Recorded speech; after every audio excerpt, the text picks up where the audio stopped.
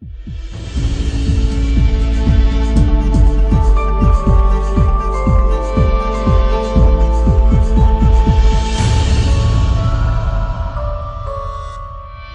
já pode abrindo sua Bíblia comigo no livro de Jonas.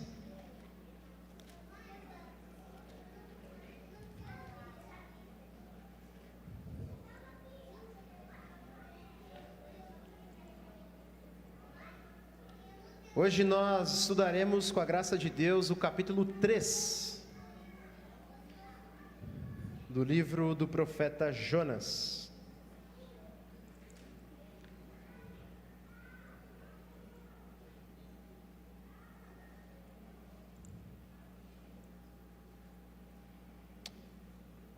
Jonas, nós veremos hoje o capítulo todo. São poucos versículos, do 1 ao 10. Em 1904 e 1905, um pequeno país do tamanho do Sergipe, chamado País de Gales, passou por algo extraordinário. Diz que por meio da pregação de um jovem com seus 20 e tantos anos, mais de 100 mil pessoas se converteram naquele pequeno país, em um intervalo de 6 meses. Deus, em sua soberania, derramou uma graça de maneira especial naquele pequeno país, de maneira que centenas de milhares de pessoas experimentaram da transformação de suas vidas. E os historiadores, quando relatam esse episódio, é muito interessante quando eles chegam na parte em que falam do impacto que isso trouxe na vida das pessoas e na sociedade daquele pequeno país. Por exemplo, um emprego muito comum na região onde houveram essas 100 mil conversões era minerador. Os homens trabalhavam nas minas de carvão e eles levantavam cedo, muito cedo, e era um trabalho árduo. E diz o texto que depois desse período de avivamento, eles chegavam mais cedo para terem uma reunião de oração entre eles. Os historiadores também dizem que os tribunais começaram a ficar vazios, e às vezes passavam-se dias em que não tinham caso nenhum para serem julgados. A polícia disse que grande parte do tempo ficava ociosa. Mas o mais interessante é quando nós lemos o relato de um médico que estava naquela região do país. E perguntaram para ele: o que o senhor está achando desse grande despertar que está acontecendo no nosso país? E ele respondeu assim: estou achando maravilhoso, abre aspas. As pessoas estão acertando todas as suas dívidas antigas. Contas que achei que nunca mais receberia estão sendo pagas. Essa história parece ser um pouco engraçada, mas ela relata algo que todos nós sabemos, mas que muitas vezes esquecemos. Quando a graça de Deus atinge a nossa vida, atinge a vida de uma pessoa, gera transformação, gera mudança, gera obediência. É isso que os historiadores estão falando que aconteceu no país de Gales, para ilustrar, e é por isso que eu falei. Aquele que cometia crime não comete mais. Aquele que fazia dívidas não faz mais e busca pagar as dívidas que ele fez antes. Eu era mentiroso, agora não mentirei mais. E farei todo o possível para lutar contra o hábito de mentir. Eu era um adúltero, agora não serei mais, e farei o possível para ser fiel de mente e corpo ao meu cônjuge. Eu era um preguiçoso, eu era alguém irado, eu era alguém invejoso, agora eu me arrependo, e a graça de Deus que me traz o perdão, transforma o meu coração, e eu vou para o caminho oposto, e buscarei ser alguém que trabalha, ser alguém mais paciente, ser alguém que honra o nome do Senhor. A graça de Deus sempre gera transformação, obediência e conformidade à vontade de Deus. É por isso que a Bíblia diz que nós podemos conhecer a árvore pelos seus frutos. Alguém que foi impactado pela graça de Deus sempre vai apresentar transformação.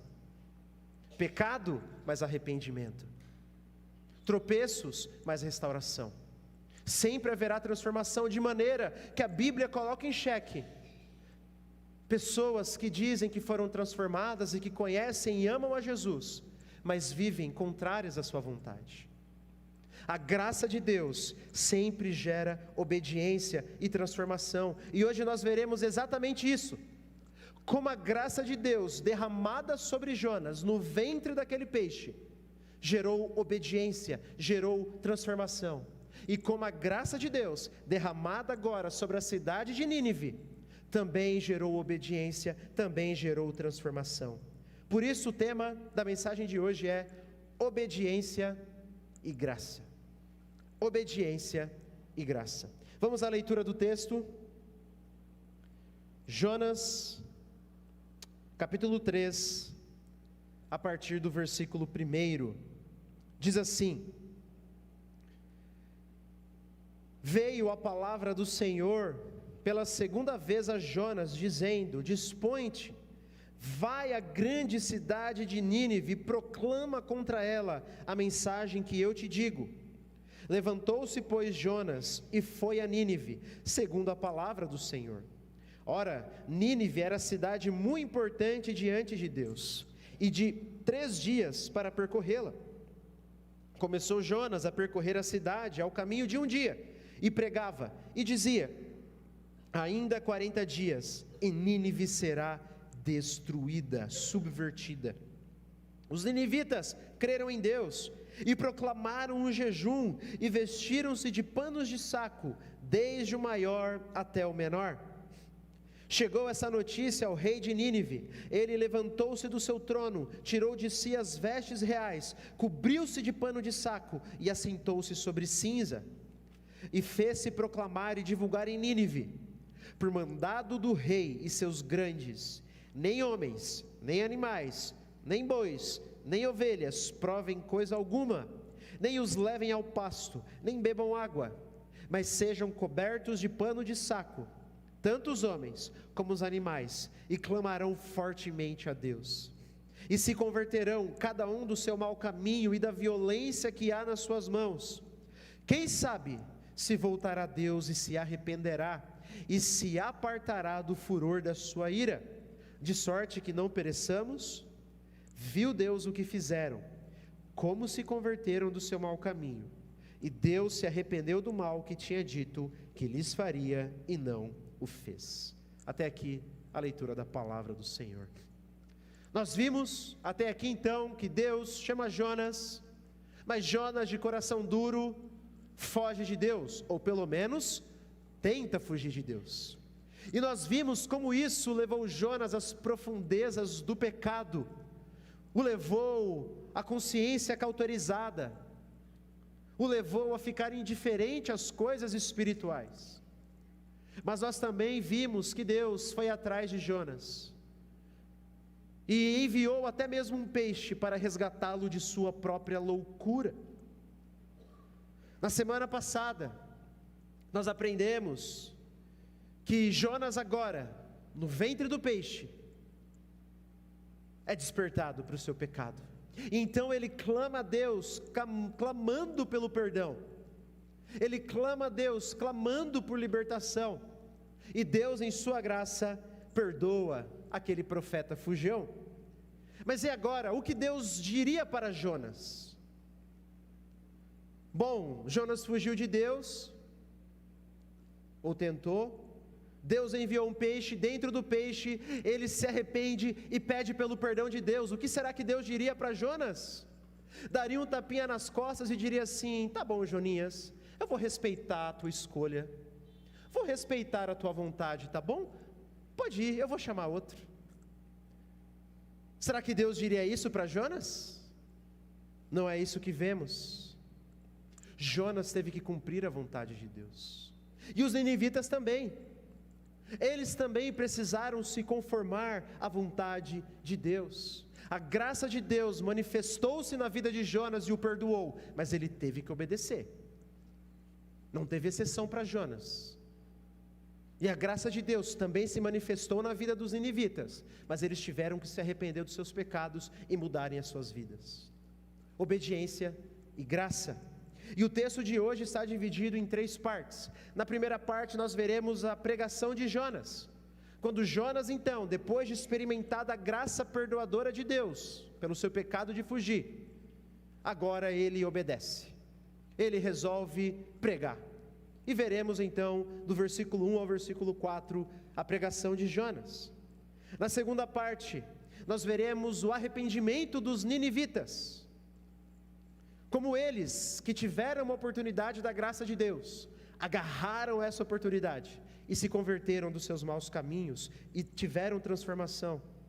E na terceira parte, nós veremos a misericórdia de Deus derramada sobre a cidade de Nínive, poupando ela da destruição. Então a pregação de Jonas, o arrependimento de Nínive e a misericórdia de Deus. Primeira parte então, o texto começa narrando que Deus chamou Jonas mais uma vez, para que ele fosse até Nínive, e proclamasse uma mensagem que Deus diria para ele. E já aqui o livro de Jonas, ele nos ilustra uma verdade que precisamos ter em mente durante a nossa vida cristã. A disciplina de Deus vem para nos levar à obediência. Deus disciplina os seus filhos, não por mera punição, não simplesmente não para vingá-los, não para soltar um raio e puni-los. A disciplina de Deus vem sobre os filhos para levá-los à obediência, e é isso que aconteceu com Jonas. Deus o disciplinou porque Jonas era um filho, e todo pai que vê o seu filho tomando caminhos tortos, intervém. Deus interveio e fez o quê? O levou ao caminho da obediência mais uma vez. Quando caímos em pecado, nós buscamos o perdão de Deus, e Deus graciosamente nos perdoa, mas depois do perdão é preciso mudar. É preciso buscar o caminho da obediência. Jonas tentou fugir do mandamento de Deus, do chamado de Deus para a vida dele, mas o Senhor o buscou, o trouxe de volta, o restaurou e mandou ele obedecer de novo. Deus trabalha em nossas vidas para gerar obediência. Esse é o propósito. E com isso nós aprendemos uma outra verdade. A vontade de Deus sempre prevalece. A vontade de Deus sempre prevalece. Os planos de Deus para a nossa vida sempre prevalecerão. E isso serve de consolo, mas também de alerta.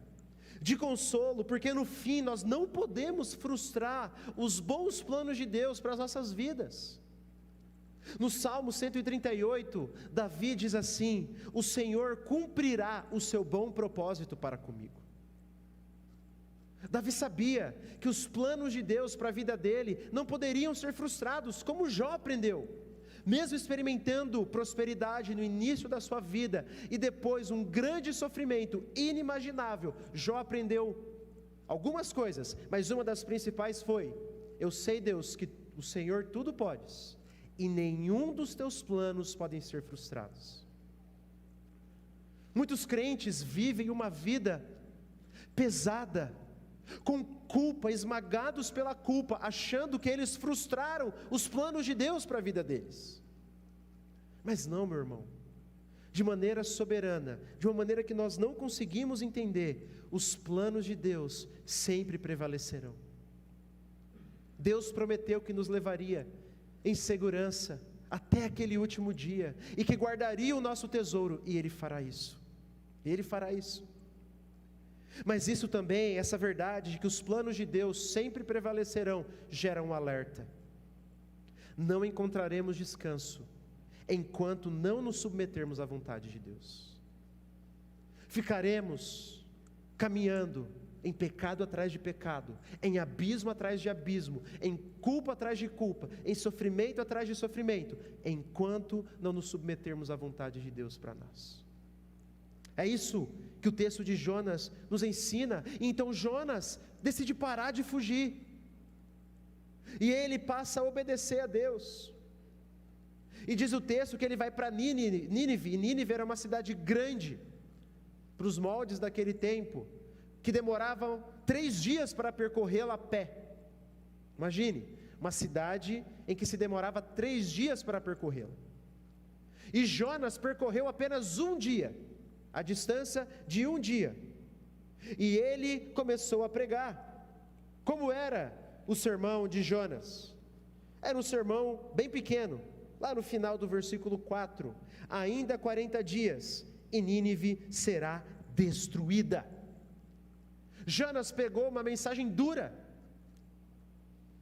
Jonas pregou uma mensagem sobre a ira de Deus que seria derramada sobre aquela cidade idólatra, pagã e que estava longe dos caminhos do Senhor. Um sermão curto, um sermão duro e provavelmente um sermão horrível. E por que Deus iria derramar a sua ira sobre Nínive? Lembra da primeira mensagem? A Assíria, o reino da qual Nínive fazia parte, era conhecida por ser um reino extremamente violento, extremamente sanguinário. Os ninivitas, de maneira geral, eram um bando de violentos, sanguinários, torturadores. Deus viu essa injustiça social, essa maldade reinando em Nínive, e disse que a sua ira seria derramada sobre eles. E essa é a mensagem de Jonas. Mas há algo implícito no texto que alguns comentaristas abordam, e é interessante. Se você olhar, nós vamos ver na semana que vem, no capítulo 4, Jonas, ele não queria que os ninivitas se arrependessem. Ele reclama com Deus depois que os ninivitas se arrependeram. Então Jonas, provavelmente, estava pregando esse sermão com uma má vontade gigantesca. Ele não estava pregando esse sermão com aquele coração de ver as pessoas arrependidas, de ver as pessoas aos pés de Deus, não. A parte da ira ele estava gostando bastante. Vocês vão ser destruídos, hein? Vocês vão ser destruídos. Mas o objetivo dele não era alcançar aquelas pessoas. O objetivo dele é que elas queimassem mesmo, é que elas fossem destruídas mesmo. Então, sabe o que Jonas está fazendo aqui? Ele está obedecendo a Deus, mas meio que mais ou menos, meio que ainda não completo. Ele está sim indo pregar, mas o coração dele não está naquilo. Ele não quer que os ninivitas se convertam, ele não quer que os ninivitas se arrependam, ele não entende que Deus quer derramar graça sobre aquele povo. O coração de Jonas, por mais que agora ele está obedecendo, ainda precisa de muito trabalhar de Deus. Jonas está obedecendo, mas bem meia boca, bem meia boca. Imagine você, Deus chama você para sair de Foz do Iguaçu e para pregar o evangelho lá no Afeganistão. Só que não para pregar o evangelho para a maioria das pessoas que estão sofrendo debaixo da mão daquele grupo terrorista. Imagine que Deus chame você para pregar o arrependimento e o perdão para os terroristas, para os assassinos, para os torturadores que fazem mal para a população. Eu te pergunto, você ia como pregar? A não ser que Deus trabalhe bem no nosso coração, eu acho que a gente é igual o Jonas, não ia? Deus, eu vou pregar, mas eu quero que eles queimem mesmo. Eu não quero que eles se convertam, não. Por isso que a gente não pode apontar o dedo para Jonas assim. Nós também temos Jonas morando dentro do nosso coração, mas isso nos ilustra uma outra verdade importante. Meus irmãos, Deus quer a nossa obediência, ainda que imperfeita.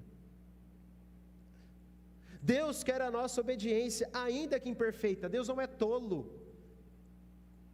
Deus é realista. Deus conhece, diz o texto bíblico, que Ele sabe que somos pó. Ele sabe da nossa condição. Então nós devemos obedecê-lo.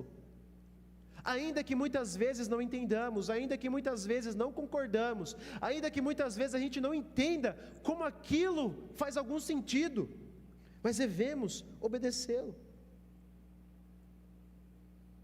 Por isso, minha aplicação nesse ponto não poderia ser outra a não ser: meu irmão, obedeça ao Senhor, não espere ser perfeito. O que Deus tem te chamado para fazer?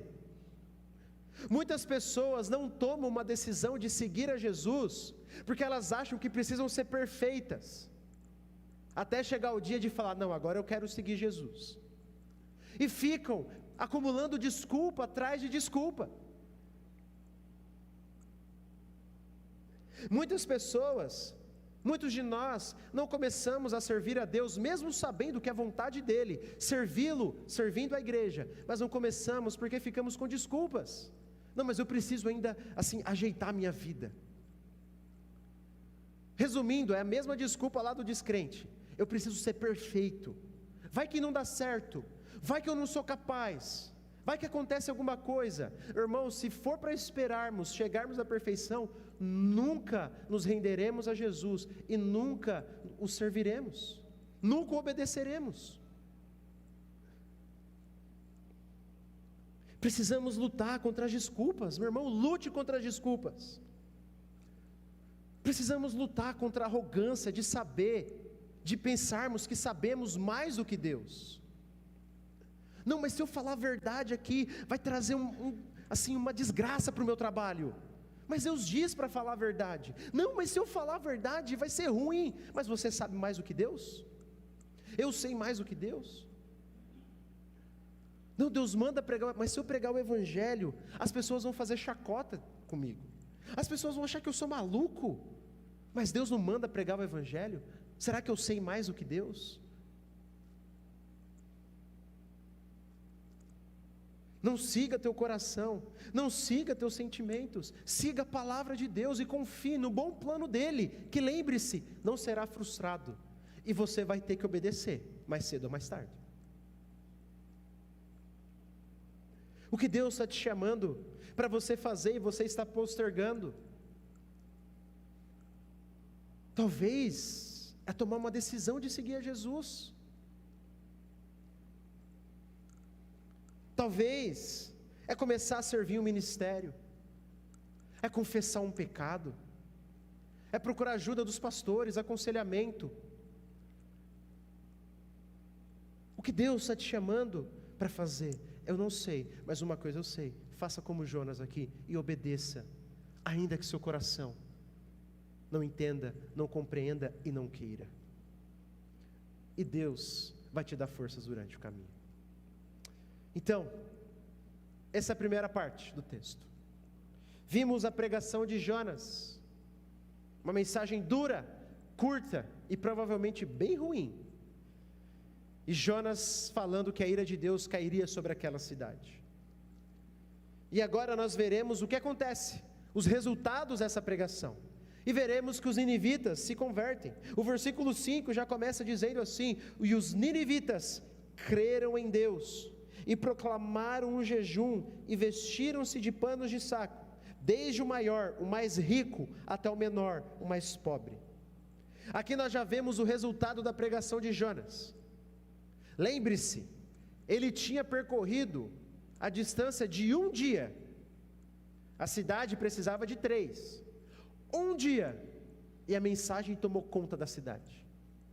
Uma pessoa provavelmente dizia para outra, e dizia para outra, e Jonas não havia chego nem na metade, e a cidade inteira havia se convertido. Um avivamento havia se instaurado na cidade de Nínive. Lembra da história do país de Gales? Deus faz isso de vez em quando.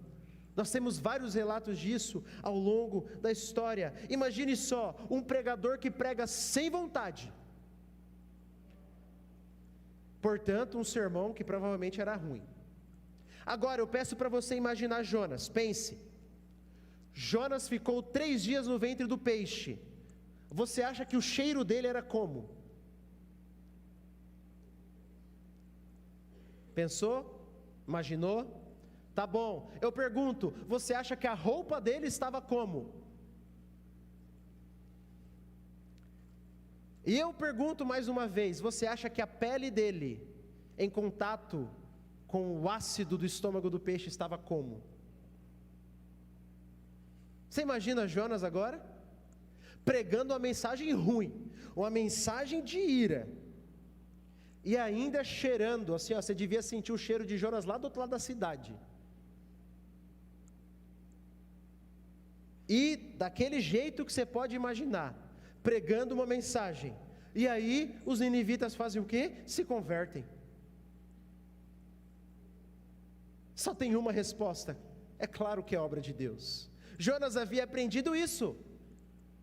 Capítulo 2, a salvação vem do Senhor, não vem de Jonas. Jonas poderia ter pregado o melhor sermão, mas se não fosse da vontade de Deus, nenhuma alma se converteria.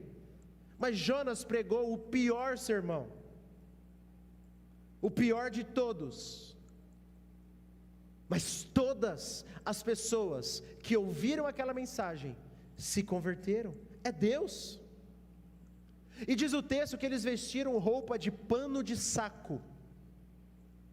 Era uma roupa feita de pelos de cabra ou camelo, uma roupa escura, que era uma roupa do luto para eles.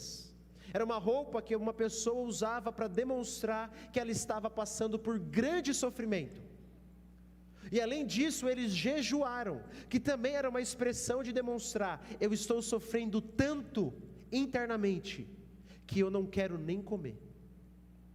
Então os ninivitas fizeram isso, jejuaram e usaram essa roupa para mostrar que eles estavam tristes por aquela vida que eles levavam, que eles estavam arrependidos daquela vida que eles levavam.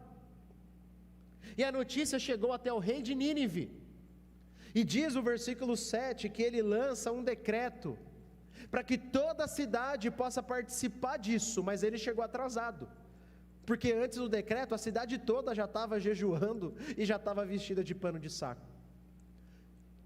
Mas o rei, que também estava arrependido, queria demonstrar tanta tristeza por aqueles pecados, tanto amargor por aquilo que eles haviam feito, que ele falou que até os animais tadinhos deviam ficar sem comer um tempo.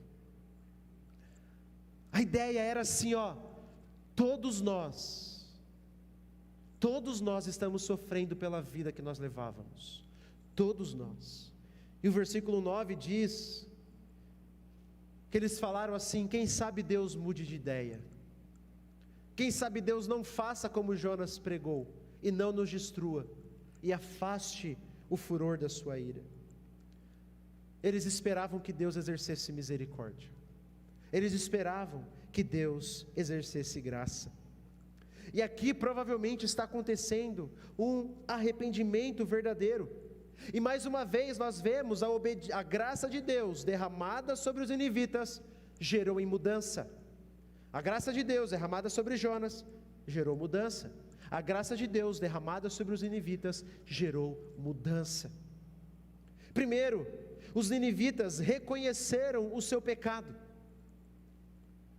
Aqui há duas características de um arrependimento genuíno. Primeiro, eles reconheceram o seu pecado. E a ideia de reconhecer não é apenas saber: ah, tá bom, o que eu fiz foi errado, mas eles sentiram o peso daquilo, eles sentiram a dor daquilo, da vida deles, dos assassinatos, do sangue, da guerra. Eles sentiram de fato que aquilo era uma afronta a Deus.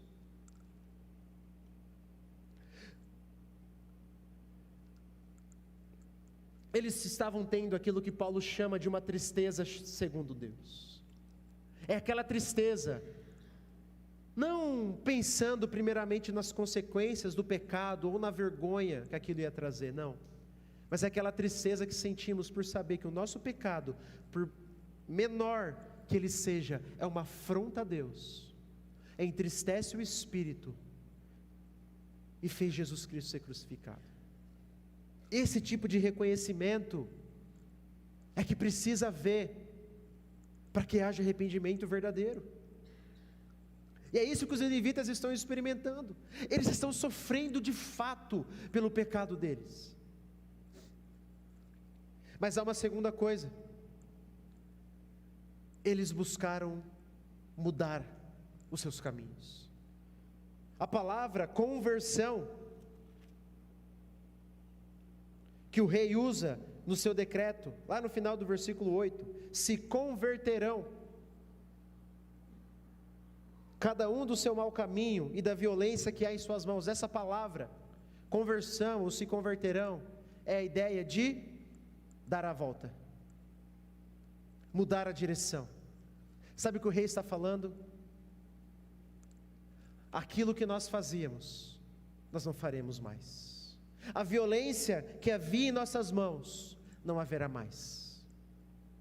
Tudo o que nós estávamos fazendo, que trazia desonra, que era contrário à vontade do Deus de Jonas, o Deus de Israel, nós não faremos mais.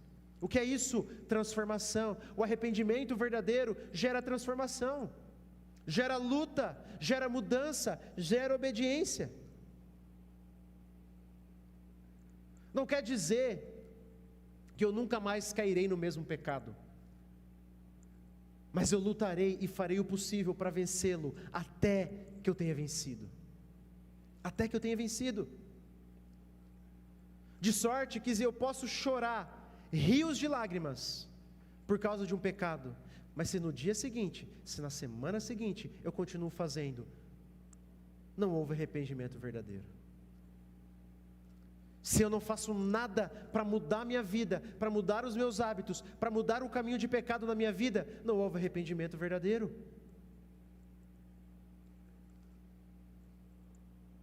Deus perdoa nossos piores pecados. Pensa no seu pior pecado que você já cometeu. Eu sei dos meus. E Deus perdoa os nossos piores pecados, mas depois do arrependimento precisa vir a mudança, porque é isso que o arrependimento genuíno faz. É a tristeza que gera o pedido de perdão e depois mudança de vida. Mudança de vida. Por isso a minha pergunta é, meu irmão, há algum pecado que você precisa se arrepender? Há algum pecado que você precisa pedir para Deus: Deus, eu preciso sentir o peso desse pecado, porque eu já faço tanto que eu nem sinto mais. Veja, eu sou pecador, e eu sei que às vezes, muitas vezes a gente comete pecados, e a gente nem para pensar neles. A gente comete pecados, e a gente deixa eles passar, sem pedir perdão para Deus, sem de fato pedir para Deus demonstrar a gravidade daquilo, principalmente aqueles pecados que julgamos pequenos, ou da mente que ninguém mais vê, ou aqueles pecados que a gente já cometeu tanto, que não gera mais o reconhecimento. E a gente cai de novo, meu irmão. Nós precisamos orar para que esse arrependimento dos ninivitas seja verdadeiro em nossa vida. Senhor, eu quero um coração assim, um coração que reconhece o pecado, um coração que sente o peso do pecado. Não me deixa, Senhor, porque o caminho da dureza de coração eu sei qual é. Eu sei qual é. Não faça concessão ao pecado, meu irmão, por menor que ele seja aos seus olhos. Então clame a Deus e tome atitude para mudar. O arrependimento verdadeiro gera mudança, gera atitude, gera mudança de direção. Se eu me sinto triste pelo pecado, mas continuo praticando, não é arrependimento verdadeiro. Eu preciso tomar atitudes, eu preciso buscar alguém para confessar, algum irmão, pedir ajuda, bloquear o celular, prestar conta do meu dinheiro. Eu preciso fazer alguma coisa, tomar atitudes práticas, porque é isso que o arrependimento faz. Me faz querer mudar e tomar o caminho da obediência. Lembre-se, arrependimento não é somente para o início da vida cristã. O arrependimento é esperado por toda a vida cristã. E a principal evidência de que eu e você somos alguém alcançados pela graça de Deus é que o arrependimento é uma característica da nossa vida. É uma característica nossa, desde o primeiro dia em que Deus nos alcançou até o dia em que Ele nos chamar. Por isso, ore por um coração arrependido como esse. Ore para que esse arrependimento seja verdadeiro na vida dos seus filhos, do seu cônjuge.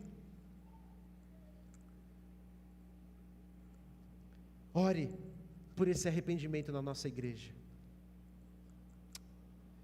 Vimos até aqui o chamado de Jonas mais uma vez e a sua obediência. Vimos o arrependimento dos ninivitas e agora nós veremos a misericórdia de Deus. Olha comigo o versículo 10. Viu Deus o que fizeram, como se converteram do seu mau caminho, e Deus se arrependeu do mal que tinha dito que lhes faria e não fez. Esse é um daqueles textos que gera um pouco de dúvida na gente. Eu aposto que você, ao ler esse texto e leu que Deus se arrependeu, assim, deve ter dado aí uma pulguinha atrás da orelha. Bom, nós precisamos entender algumas coisas quando olhamos para o texto bíblico. A Bíblia, os autores bíblicos, eles utilizam termos relativos aos homens para falar sobre Deus. Veja, Deus é perfeito, Deus está acima de tudo e de todos, de maneira que não conseguimos falar dele de maneira completa. Os autores bíblicos então escreveram de uma maneira que pudéssemos entender. Então deixa eu citar um exemplo. Salmo 34: os olhos do Senhor estão sobre os justos e os seus ouvidos atentos ao seu clamor. Conhece esse versículo? Pergunta: os olhos do Senhor estão sobre os justos. Deus tem olho? Não. Deus é espírito. Espírito não tem corpo. Deus, o Pai, não tem olho. Pergunta: e os seus ouvidos estão atentos ao seu clamor. Deus tem ouvido? Não. A destra, mão direita do Senhor me susterá. Pergunta: Deus tem mão direita? Não. Então o que o salmista quis dizer quando disse que Deus, os olhos do Senhor estão sobre os justos e os seus ouvidos atentos ao seu clamor? Ele usou uma linguagem para dizer: olha, Deus nos escuta,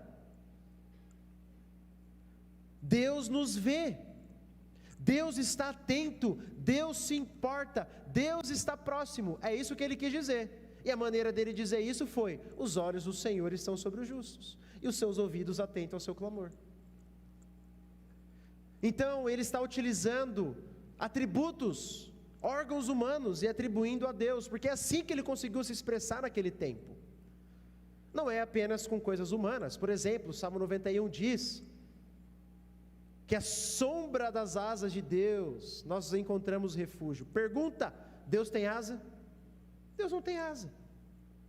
Então são linguagens que os autores bíblicos tentam comunicar verdades para nós, verdades que a gente consiga entender, visualizar. É a mesma coisa dizer que Deus se arrepende.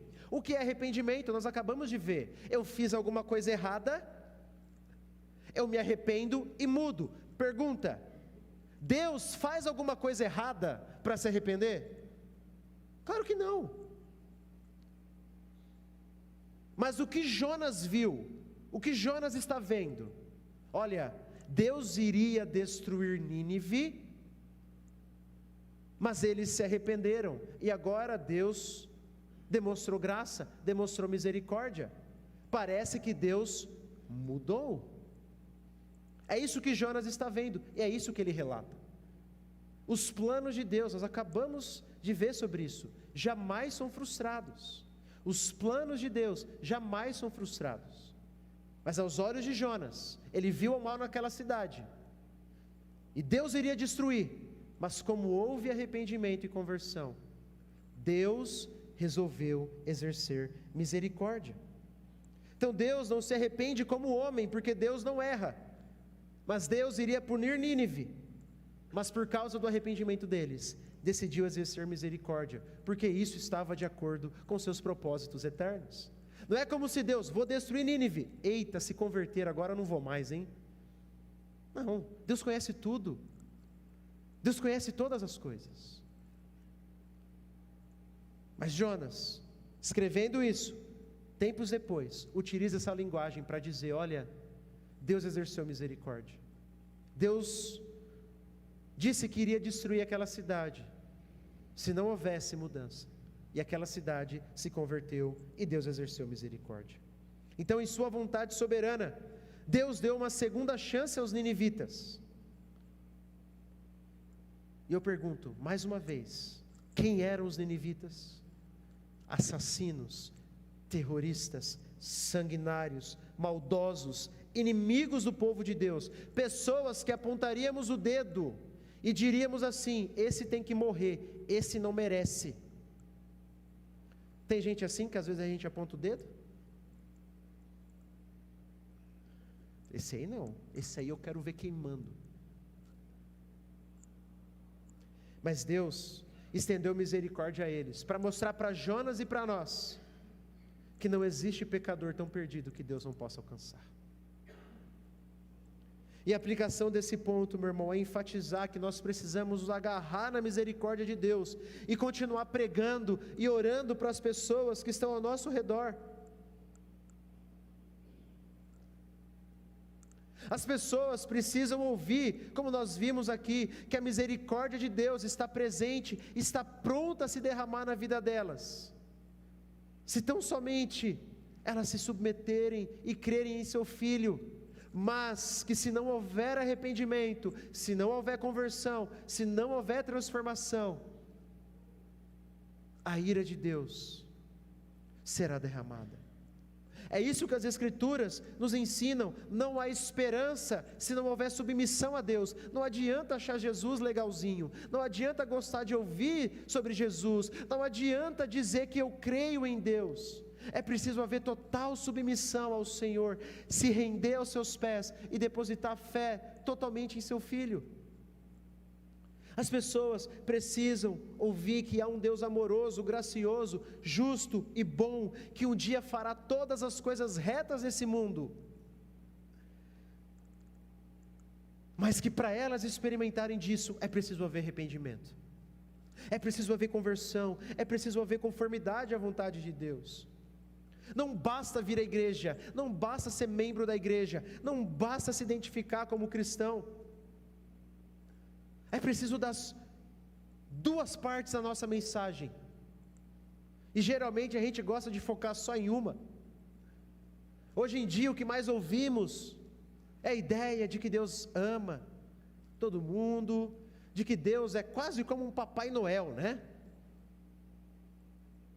Que não importa muito como você vive, que não importa muito o que você faz, Deus aceita.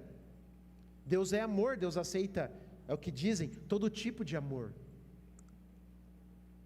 E aí, outras pessoas do nosso meio pegam essa mensagem, se iram contra ela, e aí vão para o outro oposto, e começam a focar, parece que só na ira, na justiça, na santidade de Deus, e aí pintam um Deus que parece Faraó, que parece um Deus assim, que salva as pessoas assim por obrigação, um Deus bravo.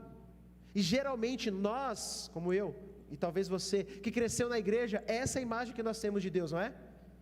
É um Deus bravo, que a gente peca, quer soltar um raio na gente. Por quê? Porque as pessoas, dentro do meio evangélico, de maneira geral, pegam essa mensagenzinha, Nutella, de que Deus ama, de que Deus não se importa muito em como a gente vive, e aí vão para o outro oposto. Mas essa não é a mensagem bíblica. A imagem bíblica é de um Deus justo e santo, que um dia vai fazer justiça nesse mundo e vai punir todo o mal, mas também de um Deus amoroso, gracioso e bom, pronto a resgatar todo aquele que vem até Ele. Essa é a mensagem que as pessoas precisam ouvir. Lembre-se, meu irmão, não existe pecador tão perdido que não possa ser alcançado. Não existe buraco tão profundo que Deus não possa entrar e tirar aquela pessoa. Não existe muralha tão grande que Deus não possa derrubar. Por isso pregue o Evangelho. Ah, mas a mensagem vai ser ruim. A de Jonas foi pior e Deus salvou. O resultado está nas mãos de Deus. Só vai, meu irmão. Continua orando, continua clamando. Mas eu já preguei várias vezes. Continua depositando a esperança de que o nosso Deus é o Deus misericordioso. Esse foi o nosso texto de hoje. Nós vimos o primeiro ponto, Jonas e a sua pregação aos ninivitas, e aprendemos que precisamos obedecer a Deus, ainda que de maneira imperfeita, ainda que não concordamos, ainda que não queremos muitas vezes, mas precisamos. Depois nós vimos o arrependimento dos ninivitas, e aprendemos que Deus deseja um arrependimento como aquele em nossas vidas, não apenas no início da nossa conversão, mas durante toda a vida cristã, o arrependimento genuíno, verdadeiro, que reconhece o pecado e que gera transformação. E por último, nós acabamos de ver a misericórdia de Deus em poupar aquela cidade, e aprendemos que precisamos nos agarrar nessa misericórdia e continuar proclamando a mensagem do Evangelho para as pessoas. E eu quero terminar o texto chamando a tua atenção para o versículo 1 novamente.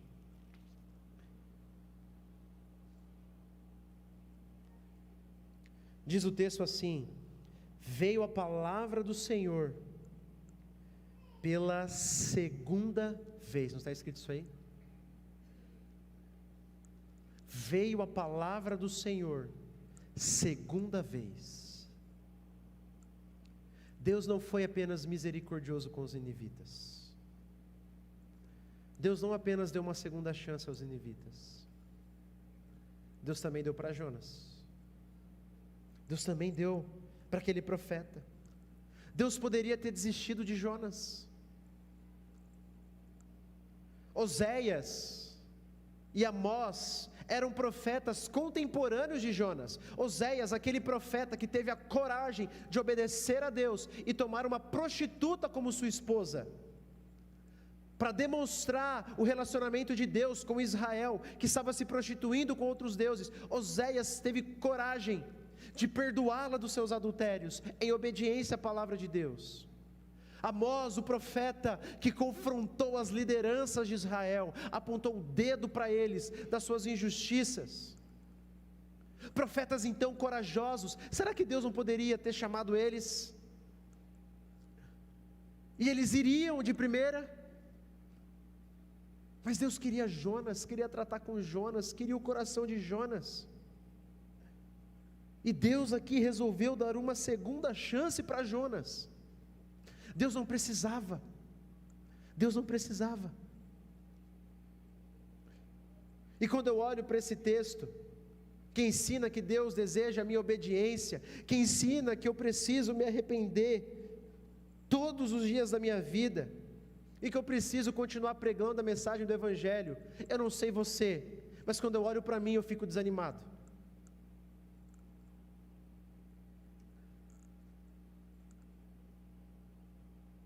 Porque a minha vida parece que é a vida de Jonas, é a vida que foge de Deus, que obedece a Deus, mas assim, meio que por obrigação, que acha que sabe mais do que Deus, que não se rende a Deus, que Deus manda ir para um lado e vai para o outro, que Deus manda fazer isso, mas faz aquilo. É fácil apontar o dedo para Jonas, mas quando eu aponto o dedo para Jonas, esse dedo volta para o meu próprio coração. Volta para o meu próprio coração. Quantas vezes eu me recuso a ouvir a Deus, quantas vezes passa pecado pela minha vida sem que eu me arrependa. Quantas vezes? Como Deus pode amar alguém como Jonas? Talvez alguém perguntaria, mas a pergunta não é essa. A pergunta é: como Deus pode amar alguém como eu? Como Deus pode amar alguém como você? Certa vez eu escutei algo da boca de um pregador, mas que eu tomo a liberdade de parafrasear, porque aquilo atingiu meu coração.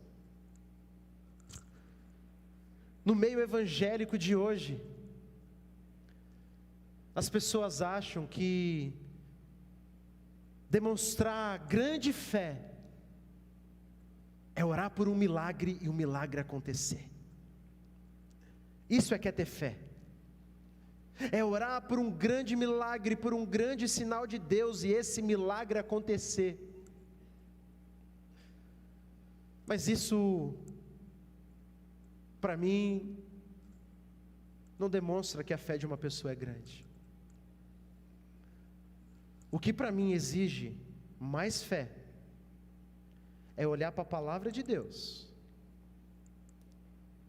olhar para o que Deus exige de um marido, de um pai, de um pastor, de um filho, orar tudo que esse texto fala, depois olhar para a minha vida,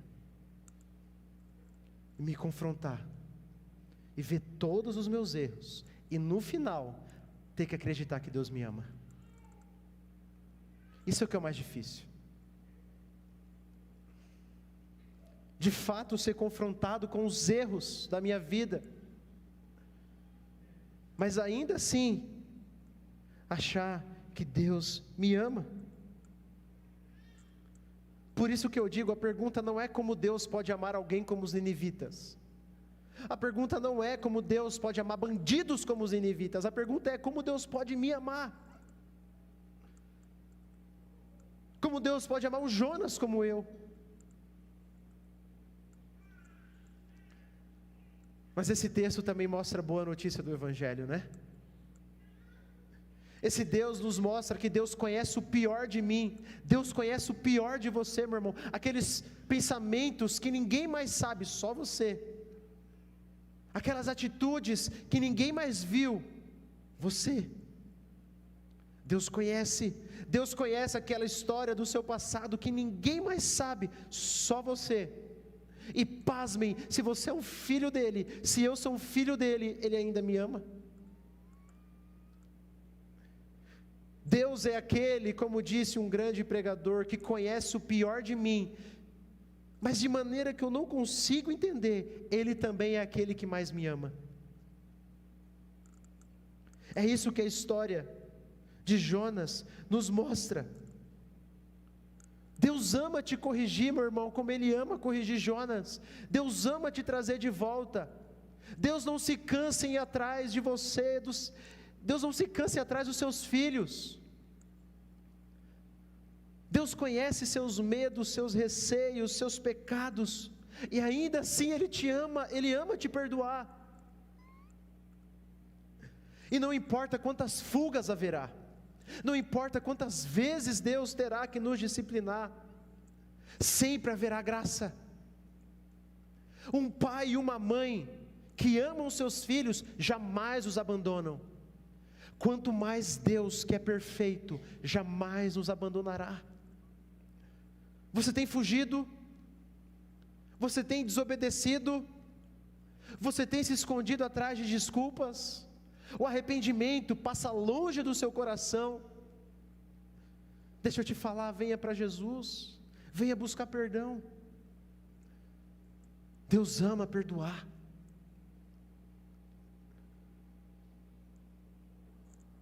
Não importa se você precisa de um novo perdão como Jonas, ou se você precisa do primeiro perdão como os ninivitas, não importa. Você pode e deve se achegar a Cristo. Deus é misericordioso, Deus é bondoso. Venha desfrutar da sua graça e do seu implacável amor. Então você encontrará forças, não apenas para se arrepender, não apenas para mudar, mas para viver uma vida para a glória dEle.